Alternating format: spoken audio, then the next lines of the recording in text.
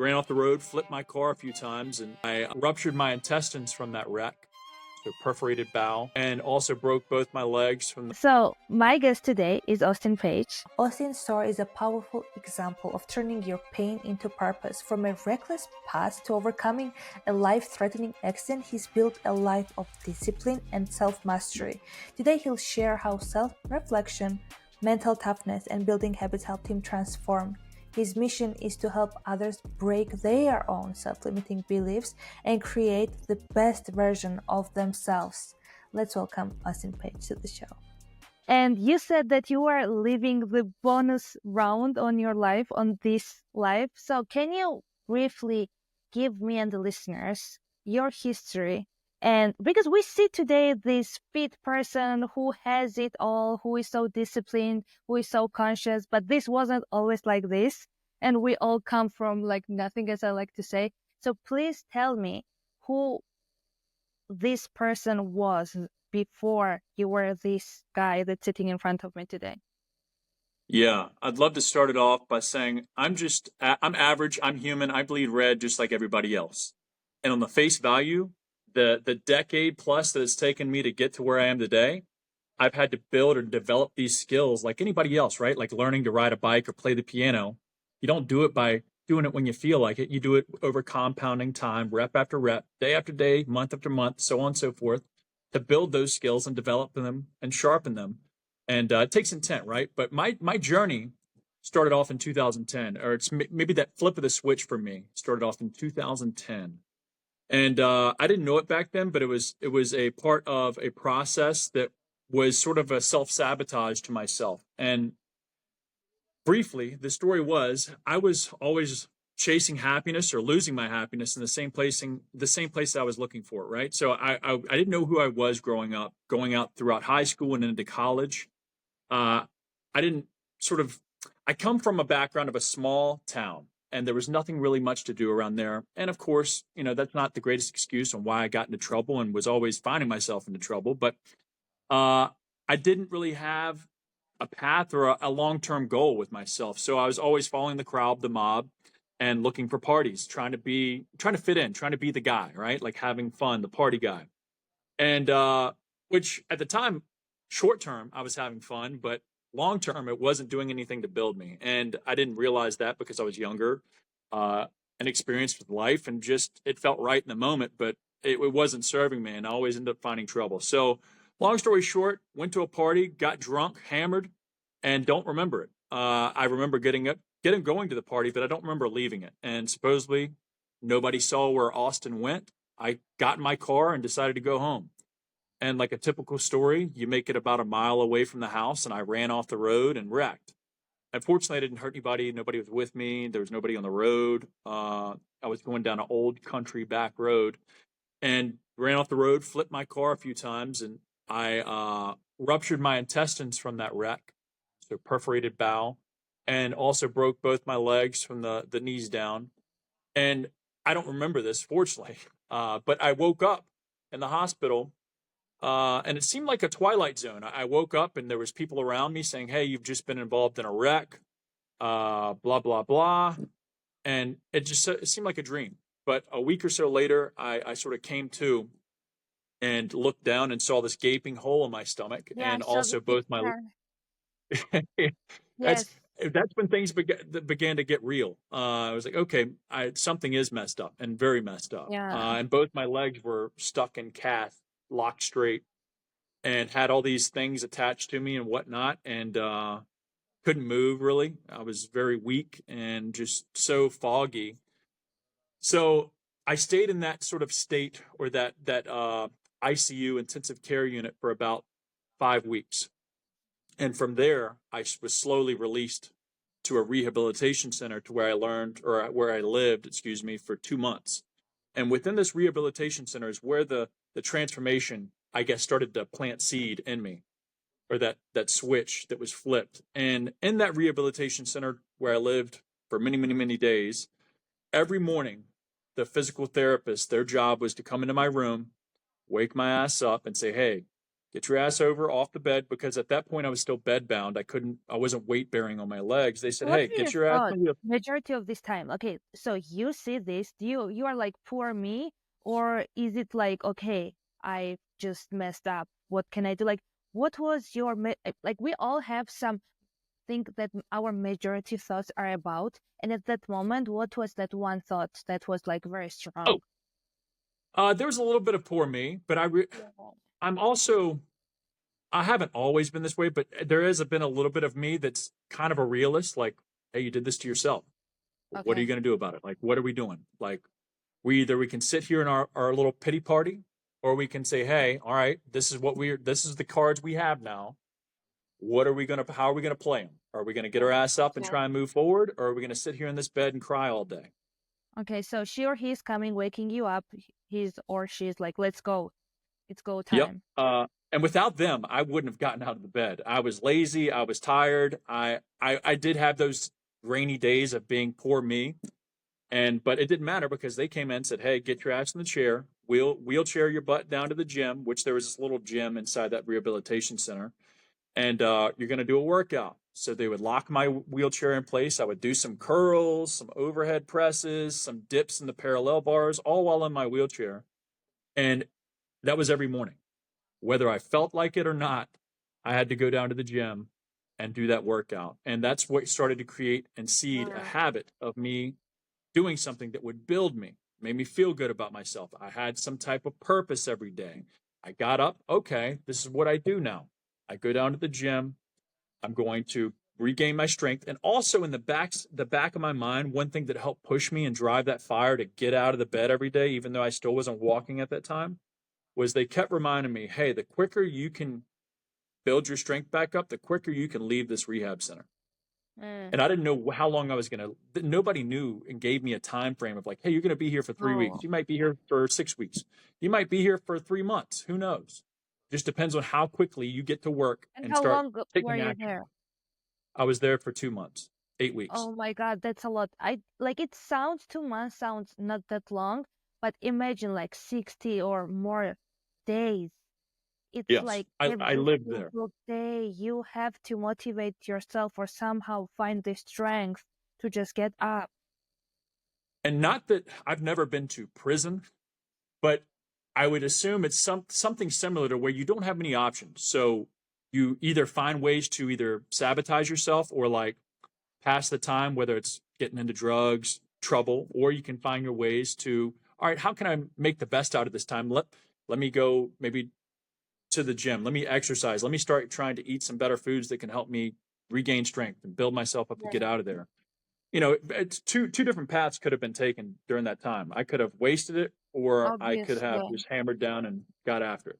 So you were there for 2 months, and what happens after you leave that place? Like, what's going on in your head? Because obviously, I can imagine, I might be wrong, but like old patterns should have knocked on your door when you left that place. There might have been friends calling you. I don't know, like that's how it is in life in general. Yeah, So you were sitting there and you had like these choices. How did you push that away and then kept going? And what did you build out of that? And then I want to I give did. people practical advice as we talked before. You did not. I'm so curious. Tell me. No. So even after nearly losing my life, like should have died. There's many times in that ICU where infection, my white blood cell count was up to where they brought in the chaplain to see my Yeah. family and talk, and like things weren't looking good for a minute in the hospital. And after leaving, a couple good things I did intuitively and like consciously feel like I needed to pursue fitness, working out, and getting regular with that because I knew how much it made me feel good. It was self work, it was self building, it was self love. You earn it by action. You don't earn it by affirmations. Affirmations are a great thing, but you have to also follow up with action, execution. Yeah. And the gym exercise training, that was something I realized that made me internally feel good and content to some extent. So my first thing outside of that gym was getting a job at a gym. And even in this small town, there was a small little gym that I was able to get a front desk job at. And I was like, hey, that's awesome. It doesn't make a lot of money, but it gives me a free gym membership. So that's the initial step I took positively. But even after leaving that rehab center, over time, about 8 to 9 months, I found myself back into partying, the same old Mhm. friends, the same old crowd, because it felt normal. It felt comfortable. And next thing you know, I was getting arrested again. Even after just going through all that shit, I found myself in handcuffs again. Universe was like, wake up! That was not enough again. Well, there's a reason why I got into the predicament or the situation I'm in, or I was in, and still have to sort of fight against every day. Is I'm stubborn. I'm hard headed. I've always, I don't learn the hard way as much anymore, but I always had to learn that hard way. I had to touch that hot stove multiple times to realize, okay, it doesn't feel good. And and which can be probably a male thing or a younger guy thing. It's just you're a knucklehead. I always thought I was 10 foot tall and bulletproof. Nothing ever bad would happen to me. Nothing could. I wouldn't do something bad to me, right? Like most people would think that, but you can. But I got a job at that gym, excuse me, and through there I start to meet people that were coaches, trainers, and started to teach me a lot about working out, and that there was a path with that. But I still didn't take that path of coaching just yet. I muddled my way through other jobs after that gym job for probably 2 or 3 years, and nothing was ever really sinking its teeth in me as far as, I guess, purpose or passion. And really, what I loved to do, was build myself. And I realized that building myself, I had a passion behind that, so I could probably monetize that by helping others do the same, right? So I reached out to a few businesses that already had coaching businesses, or businesses that already had infrastructure in place to bring on trainers. And I said, hey, would love to get a job. They brought me on without any certifications. And they said, hey, within 60 days, if you can get certified, we'll keep you on. So passed the test, got certified, and hit the roads running with coaching people. And throughout that 2 to 3 year process of me muddling through jobs, I pushed myself a little further and further away over time. It took time from getting out of the partying scene and needing to go out, needing these external factors to think that that was making me happy by going out and getting plastered or doing all this stuff, losing happiness in the place I was looking for it, kind of, right? Like That's such a. I wrote after, that down. You are literally losing happiness at the places where you're trying to find it. That's such a good yes. way to put it. And, it's typical. I mean, not to say I'm not some straight edge person where I don't drink alcohol anymore. I still indulge here or there, but my thinking or my mentality behind it has completely changed. Maybe my maturity behind it has changed. Um, I don't have to drink until I'm drunk. I can enjoy a drink and say no after that. But But for was some there a people, time where you had to say no completely, or you could always like manage to balance it out after you I think realized? Because over for me time, personally, I need to like remove something out of my life, and then I'm learning to balance it. And how was it for you personally?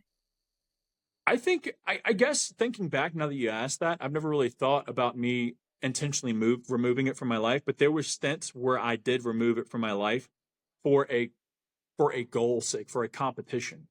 And I think over that, some of these competitions, because I got into bodybuilding in my earlier days of 2012, 2013, uh, there was 16, 18, 20 week stints to where I wasn't touching alcohol or any type of partying, drugs at all. And during those 16, 18, 20 weeks, I was mentally clearer, had mental clarity, felt that much better about myself because I was putting things into my body that were fueling me, building me.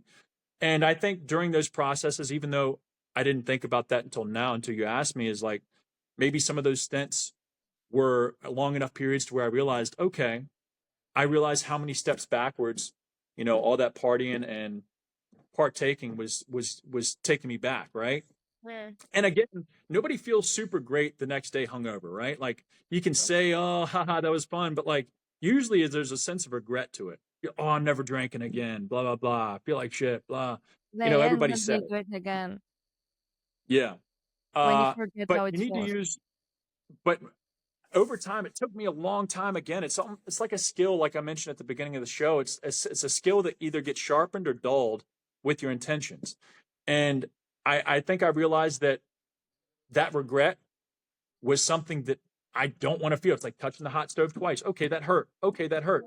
let me avoid that as much as possible. Let me try and control that as much as possible. And Yeah. there's things that we can all control within our lives. We can control what we put into our bodies. We can control what we do with our bodies. We can control a lot of internal factors. There's a lot of things we can't control either, but those are things that we all can control unless somebody has a gun to our head. But it's so hard. And I wanted you to tell about your story. Obviously, there is so much more to all of these years and to your story that people can go and listen and read. But I just wanted people to have an idea that this is not some like perfect guy who just started working out and is in shape and then started all this business. Like, I just wanted people to have the brief idea that you were once like them or once a person you were not like really proud of. Of But like course. someone who is listening to us right now and he's like, yeah, I get it, I get it. Like, that's not about me. Because, okay, we cannot help people who don't want to be helped because there is Yeah. this beautiful quote that I don't remember exactly how it goes, but the idea is that you cannot, a strong man cannot help a weaker unless the weaker is willing to be helped. And even then, the weak person must become strong of himself and just he can alter his reality. So even Yeah. if we are going to help someone by sharing our story, they have to become strong of themselves and they have to create the change. But if Oh yeah. someone is listening to us, they are depressed. I always say, like, if you want a better life, start sleeping well, and it's like 50% of your problems disappear. But like if someone, or especially I'm not a man, like for men, for women, they are listening to us. They are half depressed, half working the job they don't like, half surviving, scrolling all day, but they want the change. They are willing to listen to us. What's your first step? Like give me the babyest step you can like ever think of. The baby, tiny step. Yeah. So thinking back, rewinding back a little bit when you started bringing how am I how did I build myself into this not it's not a facade at all. It's a way of living. It's a standard that I live by. But how have I built myself into the person that I am today? Is I hated my situation enough to change it. There's a pain of change. When you hate the situation you're in enough, the state of your life enough, you're done with it. You're done accepting that shit. When you hate yourself enough, you'll do something about it to change. If not, you're comfortable with it. You are Yeah. straight up. You're either comfortable to stay where you're at or you're uncomfortable enough to change. That's a fact. Like So you can being say, honest with oh, themselves, yes, they're bullshitting themselves. And I really was honest. too. I was too. I bullshitted myself so much. Oh, I must not have it. Oh, they must have something I don't have. Oh, they got it easy. Well, like I can tell myself that stuff today sometimes still. But you either there's either there's a thing called a region beta paradox where things are okay enough. That job, it's okay enough. It pays the bills, but it's okay enough. A lot of people live in that comfortable, don't want to disrupt the rhythm and routine, and everything's just okay. I make enough. I'm okay with my relationship. I'm okay. It's things are all right. I'm living in paradise, another day in paradise type of thing that Hmm. the saying is. And a lot of people don't realize that it just takes finding there's people around us that we admire. There's somebody that you look up to. You're somebody, a chick or a guy that you're like, damn, I really admire that person. I admire the Or way you're they show jealous up. of, because jealousy is also like kind of admiring, but in a negative way. But you are jealous of someone whose life you want. Oh, for sure. That is an emotion. Like jealousy, it's a real thing. And it's a perspective switch. So it's like, okay, Yes, why do I feel a certain admire way when or I see that jealous of. person? Yeah. Yeah. Why does that person trigger me in a certain way? It's probably because I admire them in some fashion. I wish I was them. I wish I was like them. And there can be negative attributes or characteristics that person has that maybe you don't want in your life. But there's probably some positive things because that person is reaching to you emotionally that you can say, okay, how is that person living? What type of choices is that person making throughout their day? And what I'm trying to get at is finding who you want to be. And this is the baby steps that I wanted to break down for me and what I do with my clients is, all right, there's somebody that you admire. There's somebody you look up to. They have characteristics, like I mentioned, that you like, admire. All right, so how does that person live? What are their choices? Do you think they skip that? Do you think they cut corners over there? Do you think they just eat whatever they want? Do you think they drink whatever they want? You think they go out and party every night? You think they you have to we have to create the who, not the what. So it's not what should we do, it's who do we want to get aligned with, and then start to ask, all right, what do they do? And let's start implementing those habits, which that's what they are, is habits, decisions, into our life. We all live the same 24 hours. There's people that either are making decisions to either uh, add to their life, or they're making decisions to How do you sabotage make their the life. decision? Because we all here, like you, we all have to the same 24 hours. Like this is almost like you know how there's like smoking kills on the cigarettes and people don't pay attention to it. Like Oh I yeah, feel like because what you are saying, I get it 100%. But someone who is thinking that, oh my God, he was working out because he was in a rehab and people were forcing him to work. Like, I wish if someone was coming to me, like to that type of, because majority of the people, listeners, yeah, are those people who will find everything. I love being honest with yourself, and I love find someone you admire of and almost like be in their energy, because then you can, if you would do that and that person wouldn't, that's who you aspire to be, you can judge yourself by like, okay, if he wouldn't do it or she wouldn't do it, I'm not gonna do it. But there is still this poor me, or like there is still like, this is, I cannot, they all can but I cannot, and almost like rolling the eyes of like, yeah. It's the yeah, victim exactly, I Olympics. know that. The victim, The victim Olympics. victim, Everybody's yes. everybody's playing in it. Who's the biggest victim? Oh, I have it the hardest. Holy shit! Exactly. Listen, like, uh, and the way I could have left that rehab center and never touched a weight after that. I realized again, there's a deep down something in my conscience from above, that higher voice is saying, hey, you feel good doing that. You realize you're building yourself. You realize that sometimes these things, these other things and decisions, these actions that you are doing, nobody's making you do these things. Again, you are in control of your life. Nobody's coming to save you, not your mom. People don't care. People, they'll act like it to your face, but they don't care. Only you will have to care about yourself. And I don't know, maybe that's something that I was gifted during that wreck, and maybe I'm fortunate enough to have been through that. But I could have still went back to my same old ways, which I did for a little bit, but realized there was a sense of regret, and regret should be your guide. If you feel regret after doing something and eating that fucking food that you know that feels good in the short term, but long term, you're like, I hate myself. And then it causes that negative feedback cycle. Oh, okay, I hate myself even more. What makes me feel good? Eating shit. Let me eat some more shit, you know? Yeah, It, it's like a prison. Guilt is like a prison. I have a son, 7-year-old, and I was telling him like when he loves candies, and when I forbid it, he wanted even more. So I'm like, listen to your body. If you like, your mouth might like it, but your body might like reject it. So that's such a good way to explain that regret is your guide. I love that. Thank you. And, there's different stages, there's different levels to it. Nobody has to be like me, and I don't expect people to be me. I want you to be the best version of you, or Yeah, whoever you're just this sharing may be reaching. your story. Yeah, so again, on face value, everybody's like, oh, he's Mr. Perfect and has got this regiment routine. But there's levels to it. There's levels that got me from the rehab to that first job, and there's levels, different intent, different awareness that took me from that desk job to my next job and my next level of bodybuilding, and then getting away from that and moving to cycling, and then just trying to build a better version of myself. And for real, this life that we all have, there's no goal, there's no goalpost, there's no end game, there's no finish line.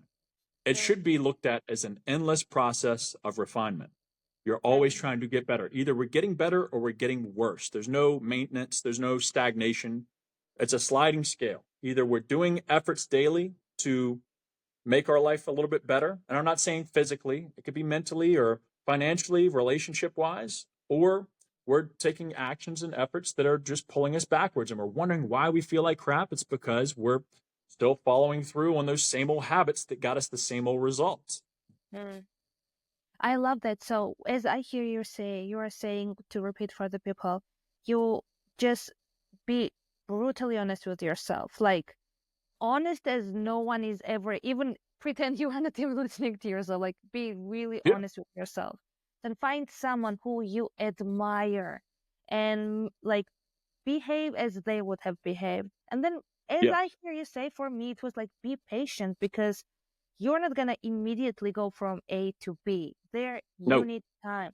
And I'm looking at my toddler, and he taught me how to be patient with myself, because I was always like, of course, this is your first time trying. You're gonna get it on your third. And I was like, why am I so hard on myself?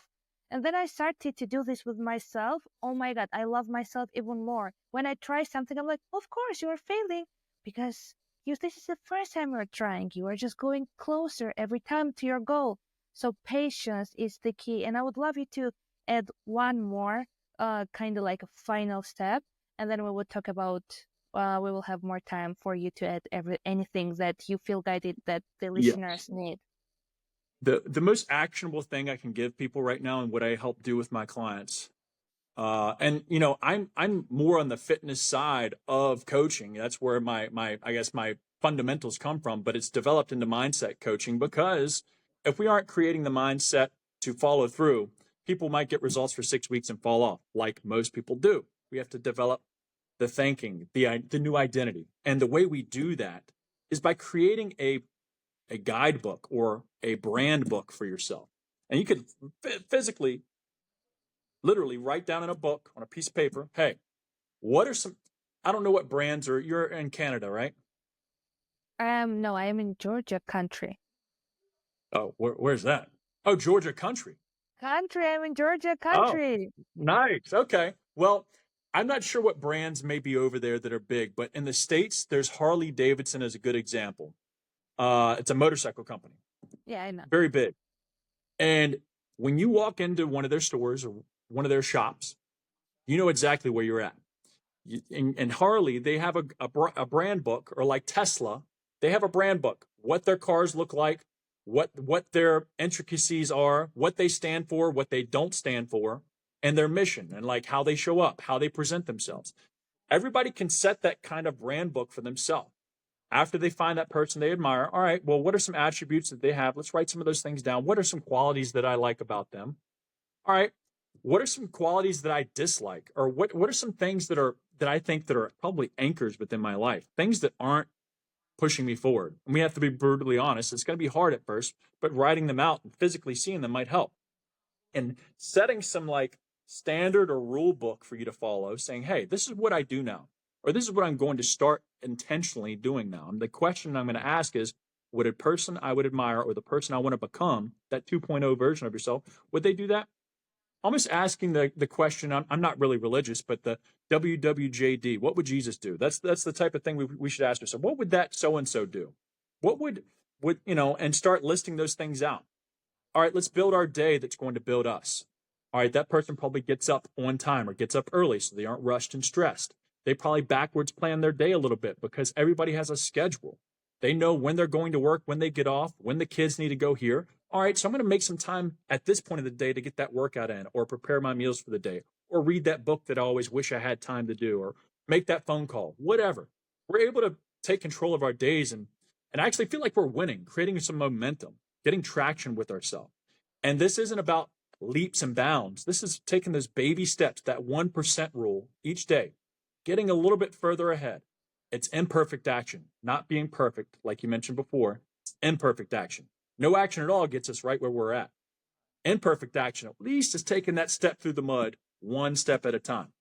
And having that brand book to follow, or that guidebook, that rule book, that standard of living, nobody really has one. Nobody, and for the longest time, I didn't have one either, until now. I say, all right, to the best of my ability, I'm not perfect. I still indulge. I still have some off days, rainy days, but there is a certain guide, or like a path, that I try and live by, or character. Let's think of it that way. A character that I like to live by.